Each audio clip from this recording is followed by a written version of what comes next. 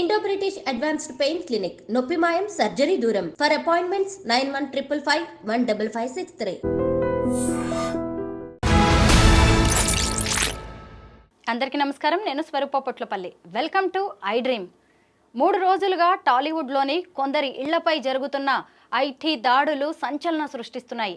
ఇప్పటికే IT officers కీలక సమాచారాన్ని రాబట్టినట్టుగా తెలుస్తోంది. ప్రస్తుతం నాతో పాటు సినీ క్రిటిక్ శ్రీకాంత్ గారు ఉన్నారు. ఆయనతో మాట్లాడి లేటెస్ట్ ఇన్ఫర్మేషన్ ఏంటో తెలుసుకుందాం. నమస్తే శ్రీకాంత్ గారు. నమస్తే. 3 రోజులుగా ఎవరెవరి ఇళ్లలో ఈ ఐటీ ఆఫీసర్స్ రైడ్స్ చేస్తున్నారు, ఎలాంటి సమాచారం వాళ్ళకి దొరికింది? ఒకటండి, గత 3 రోజుల నుంచి ఈ రైడ్స్ జరుగుతున్నాయి. జనరల్గా ఐటీ రైడ్స్ అనేవి కూడా చాలా సర్ప్రైజింగ్గా జరుగుతాయి. ఇదే ముందే మేము వస్తున్నాము, మీరు డాక్యుమెంట్స్ రెడీ చేయండి, మేము వెరిఫై చేయాలి, అట్లా ఉండదు. So all of a sudden surprise విజిట్స్గా జరుగుతాయి. ప్లస్ ఇంకోటి, వాళ్ళు కూడా మీరు గమనిస్తే ఈ రైడ్స్ అనేవి చాలా ప్లాన్డ్గా చేస్తారు. ఒక 1 వీక్ 10 డేస్ ముందే వాళ్ళు ఒక రెక్కీలాగా నిర్వహిస్తారు, బ్యాక్గ్రౌండ్ అసలు ఏంటి ఏం జరుగుతుందని.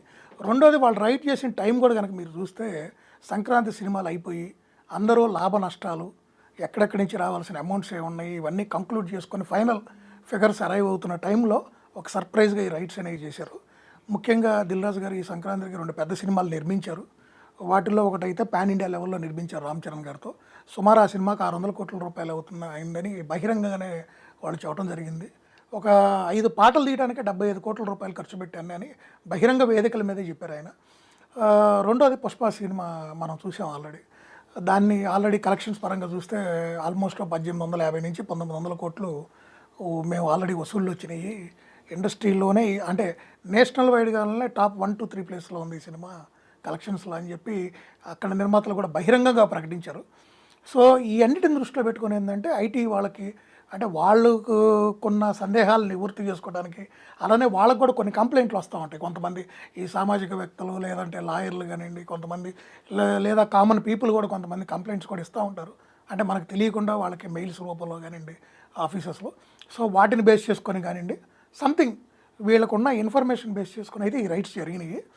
సో ఈ రైట్స్ ఇంత లాంగ్ టర్మ్ అంటే ఒక రోజుకి ఇప్పుడు 24 గంటలు అనగా కంటిన్యూస్గా 3వ రోజు కూడా జరుగుతున్నాయి అంటే డెఫినెట్గా ఇవి చాలా లోతుగా జరుగుతున్నట్టు, కొంత కాంక్రీట్గా కొంత ఇన్ఫర్మేషన్ కూడా వీళ్ళు గ్యాదర్ చేశారు అన్నట్టు ఎటువంటి సందేహం లేదు. ఎఫ్డీసీ చైర్మన్ అయిన తర్వాత దిల్ రాజు గారి ఇంట్లో జరుగుతున్న ఈ ఐటీ రైడ్స్ మీద పెద్ద చర్చ జరుగుతుంది. ఎందుకు ఆయనే టార్గెట్ అయ్యారంటారు? ఒకటండి, ఎఫ్డీసీ చైర్మన్ అని కాదు, ఇంతకుముందు మీరు చూస్తే మన ఛత్తీస్గఢ్ సీఎంగా ఉన్నారు, ఆయన మీద రైడ్స్ చేశారు. సీఎంలైనా, మినిస్టర్లైనా, ఎమ్మెల్యేలైనా, ఎంపీలైనా, ఎఫ్డీసీ చైర్మన్ అయినా ఎవరైనా సరే రైట్స్కి ఐటీ రైట్స్కి అతిథులు కారు.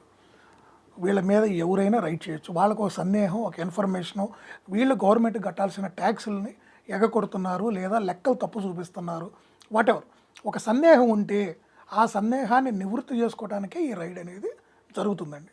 ఇప్పుడు అంతా క్లీన్గా ఉందనుకోండి, వాళ్ళు రైడ్ చేసిన తర్వాత వాళ్ళు సాటిస్ఫాక్టరీ రిపోర్ట్ ఇచ్చి వెళ్తారు.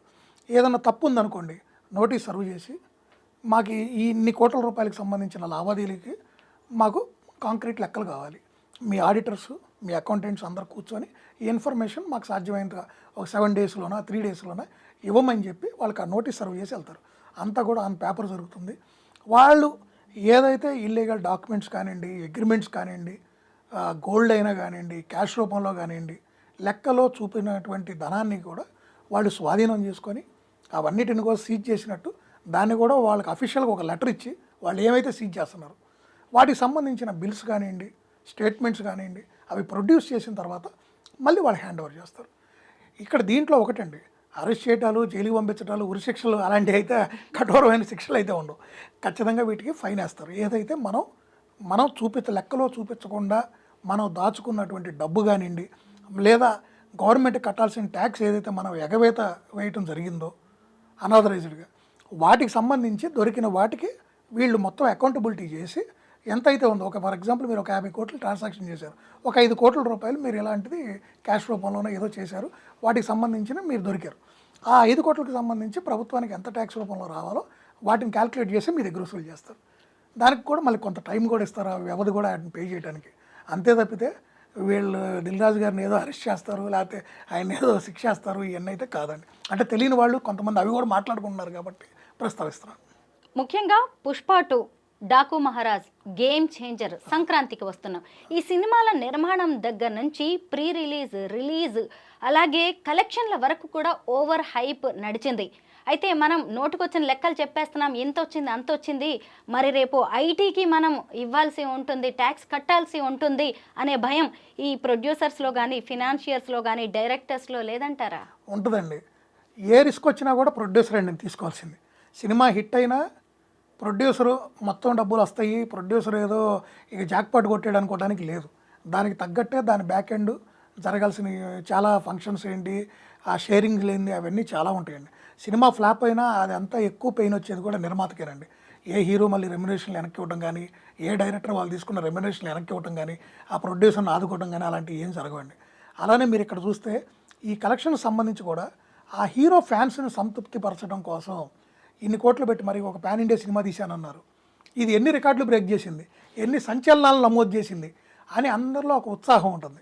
ప్లస్ ముఖ్యంగా ఈరోజు సోషల్ మీడియా ఇన్ఫ్లుయెన్స్ ఎలా ఉందో తెలుసు మీకు. క్షణం అప్డేట్ కావాలి. సో వీటిని దృష్టిలో పెట్టుకుని ఏంటంటే ఆ సినిమాని ప్రమోట్ చేయడానికి కూడా, అంటే ఈ సినిమా ఇంత పెద్ద హిట్ అయింది, మొదటి రోజే ఇన్ని కోట్లు చేసింది, సో రెండో రోజు ఇంకెన్ని కోట్లు చేస్తుంది, ఎంత కోట్లు చేయబోతుంది, ఇలా ఒక ఊహాగానాలతో ఆ సినిమాని ప్రమోషన్గా కూడా, అంటే వీళ్ళు ఏదైతే ఈ ప్రకటనలు ఇస్తున్నారో ఇన్ని కోట్లు వచ్చినాయి, అన్ని కోట్లు వచ్చినాయి కలెక్షన్స్ అని, వాటిని కూడా ఏంటంటే ఆ సినిమాని ప్రమోషన్లో భాగంగా వాడుకుంటున్నారు. వాస్తవంగా అది మంచి పద్ధతి కాదు. లాంగ్ టర్మ్లో ఈరోజు ఈ ఐటీ రైట్స్ ఏంది, రేపు లాంగ్ టర్మ్లో ఇలాంటి వాటికి వీళ్ళు చాలా వాటికి ఈ ప్రొడ్యూసర్లో సమానం చెప్పుకోవాల్సి వస్తుంది. బహిరంగంగా పోయినసారి ఒక నిర్మాత చెప్పారు, మీ ఫ్యాన్స్ కోసం తప్పట్లేదు, ఆ హీరో గారికి ఉన్న మార్కెట్ని దృష్టిలో పెట్టుకొని ఇవన్నీ కొన్ని మేము చేయాల్సి వస్తుంది, ఈ వాస్తవాలు కాదని వాళ్ళే చెప్పారు ఓపెన్గా. కాకపోతే ఇక్కడ ఒకటి, ఎంత ఓపెన్గా చెప్పినా కూడా ఒక్కసారి ఎవరో దారిని పోయే దానే చెప్తే వేరు. సొంత ఆ సినిమాకి సంబంధించిన ఒక ప్రొడ్యూసర్ ఆయనే చెప్పినప్పుడు ఏమవుతుందంటే డెఫినెట్గా 100-80 మంది దాన్ని నమ్మాల్సిందే. దాన్ని బేస్ చేసుకొని రేపు ఐటీ వాళ్ళే కాదు ఎవరైనా కూడా దాన్ని ప్రశ్నిస్తారు. అందుకనే ఏంటంటే లాంగ్ టర్మ్లో ఇది ఈ ఫండా ఫాలో అవడం అయితే మంచి పద్ధతి కాదండి. ఉన్న ఫిగర్స్ ఏదో చెప్పుకుంటే, ఇప్పుడు సినిమా పోతే ఈ సినిమా పోయింది, ఈ సినిమా వల్ల నేను ఇంత నష్టపోయాను, నాకు ఇంత కష్టం వచ్చింది అని ఈరోజు నిర్మాత చెప్పుకోలేని పరిస్థితి ఉంది ఇండస్ట్రీలో. అది పోయినా కూడా హిట్ అనే చెప్పుకోవాలి, డబ్బులు రాపోయినా వచ్చినాయి అనే చెప్పుకోవాలి. ఇలాంటి ఎన్నో ఇబ్బందులు వాళ్ళ నిర్మాతలు పడుతున్నారు. సో ఏది జరిగినా మంచి అయినా చెడైనా కూడా మంచి జరిగినట్టే చెప్పుకోవాల్సి వస్తుంది. సో ఇది మంచి పద్ధతి కాదు. లాంగ్ టర్మ్లో ఇండస్ట్రీకి ఆల్రెడీ ఇప్పుడే కొంత ఇబ్బందిగా ఉంది, లాంగ్ టర్మ్లో ఇంకా ఇబ్బంది వస్తుందండి. సో మీరు చెప్పినట్టు వీళ్ళు ఈ ప్రకటన చేయటం అయితే మాత్రం 100% దీన్ని ప్రజలు కూడా ఏంటంటే స్వాగతించకూడదండి. ఇవి యాక్చువల్ ఫిగర్స్ కాదు అని రియాలిటీలో ఉంటే మంచిదండి. ముఖ్యంగా సుకుమార్, దిల్ రాజ్తో పాటు కొందరే టార్గెట్గా ఈ టాలీవుడ్లో ఐటీ రైట్స్ చేయడం వెనక రాజకీయ కోణం, రాజకీయ కారణాలు ఉన్నాయనే వార్తలు కూడా వినిపిస్తున్నాయి. సంధ్యా థియేటర్ ఘటన తర్వాత సీఎం రేవంత్ రెడ్డి కొందరు ఇండస్ట్రీ పెద్దలతో మీటింగ్ పెట్టారు. ఆ మీటింగ్ తర్వాత బీఆర్ఎస్ ఎమ్మెల్యే పాడి కౌశిక్ రెడ్డి కొన్ని కామెంట్స్ చేశారు. 500 కోట్ల రూపాయలు సీఎం రేవంత్ రెడ్డికి అందింది, అందుకే ఆ తర్వాత అంతా సైలెంట్ అయిపోయింది అని. అయితే దీన్ని ఎవరూ ఖండించలేదు. దీన్ని మనం ఎంతవరకు నమ్మొచ్చు అంటారు? ఒకటండి, ఈరోజు మీ తెలుగు సినీ పరిశ్రమ చూస్తే ఈరోజు పుష్ప సినిమా వచ్చిన తర్వాత 1900-2000 కోట్లు ఏదో చెప్పుకుంటున్నాం, కానీ ఇలాంటి సినిమాలు సంవత్సరానికి ఒకటన్నా వస్తున్నాయా? లేదు. పుష్ప సినిమానే ఒక 3.5 ఏళ్ల తర్వాత వచ్చింది. పుష్ప 1 వచ్చినాక 3.5 yearsకి పుష్ప 2 వచ్చింది. సో మనకి ఇలాంటి పాన్ ఇండియా సినిమా వచ్చేస్తుంది, ఏ 2 సంవత్సరాలకు ఒకటి వస్తుంది, ఒక పెద్దది భారీ బడ్జెట్ సినిమా. ఒక 2000 కోట్ల రూపాయలు ఆ సినిమా వసూలు చేసింది అనుకుందాం. ఓవరాల్గా అది ఒక హైదరాబాద్లోనో లేకపోతే ఒక తెలంగాణలోనో లేకపోతే ఆంధ్ర కలిపి రాలేదండి, మొత్తం ఇండియా వైడ్గా వీళ్ళు ఇవన్నీ చూసుకొని ఓవర్సీస్ మార్కెట్ ఈ కలెక్షన్స్ అన్నిటిని దృష్టిలో పెట్టుకుంటే వాళ్ళకి వచ్చిన డబ్బులే అన్నారు.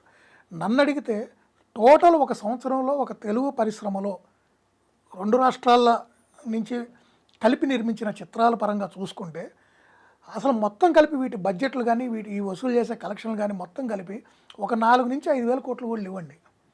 అలాంటప్పుడు ఎన్నో వేల కోట్ల రూపాయలు అవినీతి జరిగిందనో లేకపోతే 500 కోట్ల రూపాయలు తీసుకెళ్ళి రేవంత్ రెడ్డి గారికి ఇచ్చారని చెప్పుకోవటం ఇది హాస్యాస్పదం. అంటే ఆయనకి నాలెడ్జ్ లేక మాట్లాడిన పదం అది, దాంట్లో ఎటువంటి సందేహం లేదు. రెండోది, పరిశ్రమే ఒక 3-4 వేల కోట్లు ఉంటే దీని మార్కెటే 500 కోట్లు ఎక్కడి నుంచి తెచ్చిస్తారండి? ఎన్ని సినిమాలు ఆడుతున్నాయండి దీంట్లో? చిన్న సినిమాలు ఎన్ని, పెద్ద సినిమాలు ఎన్ని, ఇవన్నీ చాలా లెక్కలు ఉంటాయి. ఇవన్నీ మనం ప్రాక్టికల్ పేపర్ మీద ఒక రికార్డు లేకుండా ఏదో మాట్లాడామంటే అది కుదరదు, అది దానికి విలువ ఉండదు. కాకపోతే ఆయన ఒక ప్రజాప్రతినిధి కాబట్టి మనం ఇప్పుడు దాన్ని ఆ పాయింట్ గురించి మనం చర్చించుకోవడం జరుగుతుంది. రెండోది, ఇండస్ట్రీని ఎవరూ టార్గెట్ చేయలేదు. అసలు ఇండస్ట్రీని టార్గెట్ చేయాలనే ఉద్దేశం రేవంత్ రెడ్డి గారికి ఉంటే అసలు వీళ్ళు ఏ రోజైతే ఒక రిప్రజెంటేషన్ ఇచ్చారో మాకు టికెట్ రేట్లు పెంచండి, 1100 రూపాయలు పెంచుతారా 900 రూపాయలు పెంచుతారా అని చెప్పి ఒక రిప్రజెంటేషన్ తీసుకొని పోయి బెనిఫిట్ షోస్ కావాలి, మేము ఇన్ని షోలు వేసుకుంటాం, ఇవన్నీ ఎప్పుడైతే అడిగారో సారీ నో కుదరదు అని ఆయన చెప్పగలిగిన రైట్ ఆయనకుంది, చెప్పగలిగిన పవర్ ఆయనకుంది, ఆయన చెప్పగలడు కూడా. కానీ ఆయన చెప్పాడా? లేదే. వీళ్ళు అడిగిన 1100 రూపాయలకి పర్మిషన్ ఇచ్చారు, 24 గంటల పాటు వరుసగా 2 రోజులు షోలు వేసుకోవడానికి పర్మిషన్ ఇచ్చాడు, బెనిఫిట్ షోలకి పర్మిషన్ ఇచ్చారు, అన్నిటికీ ఇచ్చారే. మరి ఇండస్ట్రీకి మంచి చేయాలన్న ఆలోచన ఉండబట్టి ఇండస్ట్రీలోని పెద్దలకి గౌరవం ఇచ్చారు కాబట్టి ఇచ్చారు. కానీ అక్కడ తర్వాత జరిగింది ఏంటి? ఒక యాక్సిడెంట్ జరిగింది, అనుకోని ఒక విపత్తు. అంటే ఎన్నో చోట్ల వేశారు హైదరాబాద్లో. ఆ నైటు రాత్రి 9:30కి సినిమా హైదరాబాద్ మొత్తంలో ఒక 100 చోట్ల పడింది. కానీ ఒక్క చోటే ఒక చిన్న దుర్ఘటన జరిగింది, ఒక మహిళ ప్రాణం కోల్పోయింది, ఒక బాబు హాస్పిటల్ పోరయ్యాడు. సో ఆ టైంలో ఆ హీరో రెస్పాండ్ అవ్వాల్సిన విధంగా రెస్పాండ్ కాలేదు. 2 రోజుల తర్వాత రెస్పాండ్ అయ్యాడు. దాన్ని ప్రభుత్వం బాధ్యతగా తీసుకొని ప్రభుత్వం ముందు రెస్పాండ్ అయింది. అలానే అసెంబ్లీలో విపక్షాలు సీఎం గారిని ప్రశ్నించారు, ఏంటి ఇలా జరిగింది ఈ దుర్ఘటన, దీనికి ఎవరు బాధ్యత వహిస్తారు? సీఎం గారి కిందే హోమ్ మినిస్ట్రీ ఉంది, సో పోలీసులు కూడా సీఎం గారి కిందకు వస్తారు. సో డెఫినెట్గా దానికి సమాధానం చెప్పాల్సిన బాధ్యత ఆయనకుంది. సో ఆయన బాధ్యత ప్రకారం ఆయన ప్రకటించారు అసెంబ్లీలో. అంతేగాని ఎవరినో బ్యాడ్ చేద్దాం, ఎవరినో కాదు. మీరు మా దగ్గర నుంచి ఇన్ని తీసుకెళ్లారు, ఇన్ని సౌకర్యాలు అడిగారు, బెనిఫిట్ షోలు అడిగారు, ఇన్ని స్పెషల్ షోలు అడిగారు, టికెట్ రేట్లు అని అడిగారు.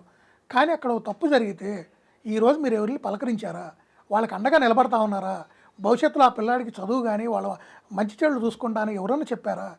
ఎటు పోతున్నారు మీరందరూ, మీ ఇండస్ట్రీ ఏంటి, మీరేంటి అని సీఎం గారు ప్రశ్నించారు. దాన్ని బేస్ చేసుకొని ఈరోజు ఏది జరిగినా, ఐటీ రేట్ జరిగినా కూడా సీఎం చెప్పించాడు. సీఎం కింద ఏమైనా ఉంటుందండి ఐటీ డిపార్ట్మెంట్? సో ఇది హాస్యాస్పదమైన మాటలు ఇవన్నీ. మనం అంటే వాస్తవంగా ఇలాంటి వేదికల మీద మనం అలాంటి మాటలు మాట్లాడుకోకూడదు. ఇవన్నీ ఏంటంటే చిన్న చిన్న రూమర్స్ లాంటివి అనమాట. సీఎం అంత జగదారిపోయి అంటే ప్రవర్తించే వ్యక్తి కాదు. ఆయనకి ఆ సదభిప్రాయం లేకపోతే ఇండస్ట్రీ మీద వాళ్ళకి ఓపెన్గా చెప్పడం. ఆయన ఇవాళ కాదు, సీఎం అయినాక ఒక నెల రోజులకే ఒకరోజు అసెంబ్లీలో కూడా అయిపోయిన తర్వాత బయటకు వస్తూ మాట్లాడారు. సినిమా వాళ్ళు కేవలం వాళ్ళ సినిమాలు వచ్చినప్పుడు వాటికి సంబంధించిన టికెట్ రేట్లు కనో స్పెషల్ షోలు కనో వాళ్ళకి ఏదో అవసరం అయితే మా దగ్గరికి రావటం కాదు, వాళ్ళకి సామాజిక స్పృహ ఉండాలి. డ్రగ్స్ గురించి కానివ్వండి, డ్రింక్ అండ్ డ్రైవ్ గురించి కానివ్వండి, ప్రజలకు అవగాహన కలిగించండి, మీ ఫ్యాన్స్కి మీరు చెప్పాలి, మీరు ఎడ్యుకేట్ చేయాలి, మీ మాటలు వింటారు అని ఒక బాధ్యతగా చేయమని చెప్పి ప్రతి ఒక్కరికి చెప్పారు. అది మంచిదా కాదా? సో ఆయన ఇండస్ట్రీకి వ్యతిరేకంగా ఉన్నారంటే ఎక్కడ వ్యతిరేకంగా ఉన్నారు, ఏం వ్యతిరేకంగా ఉన్నారు? మనం చేసుకున్నాం అంతే. ఒక సంఘటన జరిగింది, మనమే రోడ్డు మీద వెళ్తున్నాం, మన కారు దగ్గర ఎవరో కింద పడ్డారు, మనం ప్రాపర్గా రియాక్ట్ అయ్యామనుకోండి, ఆ వ్యక్తి వెళ్ళి మన మీద కేసు పెడతాడా? లేదే. అది కూడా ఇక్కడ జరిగింది కూడా అదేనండి, అంతకు మించి ఏమీ లేదు. సీఎం రేవంత్ రెడ్డి గారు ఇండస్ట్రీని ఏమీ తొక్కట్లేదు, ఇండస్ట్రీకి సకల సౌకర్యాలు కల్పిస్తూ ఉంటున్నారు. ఒక కమిటీని ఫామ్ చేశారు. గత 10 సంవత్సరాల నుంచి అసలు ఒక అవార్డు ఉన్నదనేదే మర్చిపోయింది ఇండస్ట్రీ. అలాంటిది కూడా ఆయననే గద్దర్ గారి పేరు మీద నేను అవార్డులు ఇస్తాను, మీకు ఒక కమిటీ ఫామ్ చేసుకోండి, ప్లాన్ చేసుకోండి, పరిశ్రమకు అవార్డులు ఇచ్చుకోండి, తెలంగాణలో ఎంతోమంది కళాకారులు ఉన్నారు, ఆ కళలను గుర్తించండి, వాళ్ళని కూడా అభివృద్ధి చేయండి అని చెప్తున్నాడు ఆయన. గేమ్ చేంజర్ సినిమా చూసిన తర్వాత అసలు ఈ సినిమాకి ఇన్ని వందల కోట్లు అవసరమా అనిపించింది. ఒక సినిమాని మేము ఇన్ని వందల కోట్లతో తీస్తున్నామని చెప్పుకోవడాన్ని ఈ సినిమా యూనిట్స్ ప్రెస్టీజ్ ఇష్యూగా భావిస్తున్నారా? అలాగే ఈ ఐటీ రైట్స్తో ఇక మీదట భారీ బడ్జెట్ సినిమాల మీద ఏమైనా ఎఫెక్ట్ పడే అవకాశం ఉందంటారా? ఒకటండి, ఒకప్పుడు సినీ పరిశ్రమ వేరు. టాలీవుడ్ పరిశ్రమ అంటే మనతో 2 తెలుగు రాష్ట్రాల వరకే పరిమితం.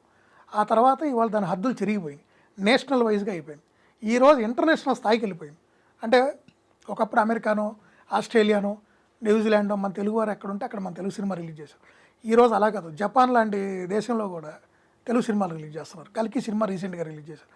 సో ఇక్కడ ఏంటంటే దీనికి సినిమాకి బౌండరీస్ అనేవి ఎప్పుడైతే పెరిగిపోతున్నాయో ఆటోమేటిక్గా మనోళ్ళు కూడా ఏం చేస్తున్నారంటే ఇతర ఇండస్ట్రీలకు సంబంధించిన, అది బాలీవుడ్ అయినా కాలీవుడ్ అయినా వేరే ఇండస్ట్రీకి, మలయాళం ఇండస్ట్రీ నుంచి కొంతమంది ఆర్టిస్టులు తీసుకొచ్చి ఇక్కడ సినిమాల్లో నటింపజేస్తున్నారు. ఎప్పుడైతే ఇలా పెద్ద పెద్ద ఆర్టిస్టులు వేరే ఇండస్ట్రీ నుంచి కూడా వచ్చి ఇక్కడ చేస్తున్నారో ఆటోమేటిక్గా సినిమా ఖర్చు కూడా పెరుగుతుంది. వాటితో పాటు ఈ షూటింగ్ సంబంధించి విదేశాల్లో కానివ్వండి, సెట్లు వేసి భారీ సెట్లు వేసి నిర్మించడం, కాస్ట్ ఆఫ్ ప్రొడక్షన్ అనేది పెరిగిపోయింది ఆటోమేటిక్గా. తరువాత పెద్ద దర్శకులు, ఇప్పుడు శంకర్ గారు ఉన్నారు, మీరు గేమ్ చేంజర్ ఎందుకు ఇంత ఖర్చు అయిందన్నారు. శంకర్ గారు ఈరోజు మనం పాన్ ఇండియా చిత్రాలు మాట్లాడుకుంటున్నాం. అసలు శంకర్ గారు 10 సంవత్సరాల క్రితమే పాన్ ఇండియా సినిమాలు తీశారు. 10-15 సంవత్సరాల క్రితమే ఆయన తీసిన ప్రతి సినిమాను ఒక పాన్ ఇండియా చిత్రమే. అందువల్ల ఏంటంటే నేననేది ఏంటంటే ఈ సినిమాలు ఇంత బడ్జెట్ సినిమా డిమాండ్ చేయడం బట్టి ఉంటుంది. రెండోది ఆ సినిమాలో నటిస్తున్న హీరో, ఆయన మార్కెట్, అక్కడ దర్శకుడు కానివ్వండి, ఆ సినిమాలో ఇన్వాల్వ్ అయినటువంటి ఆర్టిస్టులు కానివ్వండి, వీటన్నిటిని బట్టి ఖర్చు పెట్టాల్సి వస్తుంది. భవిష్యత్తులో ఖర్చులు పెరుగుతాయి కానీ తగ్గవండి, దాంట్లో ఎటువంటి సందేహం లేదు. Thank you so much Srikanth garu. Thank you అండి.